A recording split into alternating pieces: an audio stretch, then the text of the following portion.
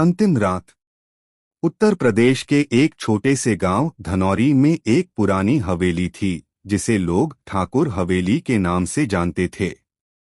यह हवेली वर्षों से वीरान पड़ी थी। गांव वालों का मानना था कि वहां आत्माओं का बसेरा है। शाम ढलते ही उस रास्ते से गुजरने तक की हिम्मत कोई नहीं करता था। कहा जाता है कि लगभग 50 साल पहले इस हवेली में ठाकुर प्रताप सिंह अपनी पत्नी और बेटे के साथ रहते थे। एक रात हवेली में आग लग गई।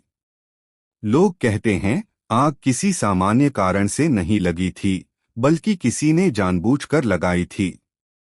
उस रात ठाकुर की पत्नी और बेटा जलकर मर गए। ठाकुर खुद भी उसी रात से लापता हो गया और कभी नहीं मिला। तभी से हवेली को श्रापित माना जाने लगा। सालों बाद शहर से एक नौजवान पत्रकार राहुल इस रहस्य की तह तक जाने के लिए गांव आया। उसे अंधविश्वासों पर यकीन नहीं था। उसने फैसला किया कि वह एक रात हवेली में रहकर सच का पता लगाएगा। गांव वालों ने बहुत मना किया, पर वह नहीं माना। रात को राहुल टॉर्च और कैमरा लेकर हवेली के अंदर गया। शुरुआत में सब सामान्य था, लेकिन आधी रात के बाद अजीब घटनाएं शुरू हो गईं। दरवाजे खुद ब खुद खुलने लगे, ठंडी हवा का झोंका पूरे कमरे में फैल गया और एक औरत के रोने की आवाजें आने लगीं।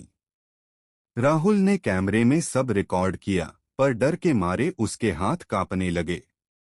तभी उसे एक बच्चा दिखा जो कह रहा था, पापा ने हमें क्यों जलाया। राहुल समझ गया कि ये आत्माएं आज भी उसी रात में कैद हैं।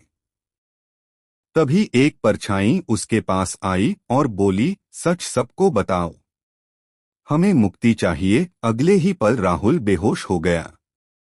सुबह गांव वालों ने उसे हवेली के बाहर बेहोश पाया। होश में आने के बाद राहुल ने वो वीडियो सबको दिखाया। गांव वाले हक्के बक्के रह गए। कुछ महीनों बाद एक धार्मिक अनुष्ठान कर हवेली की आत्माओं को शांत किया गया।